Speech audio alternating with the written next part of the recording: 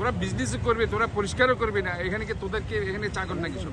সারাদিন আর জ্যাম থাকে, তারপর তো ময়লা করে ফেলছে পুরো শহরটা।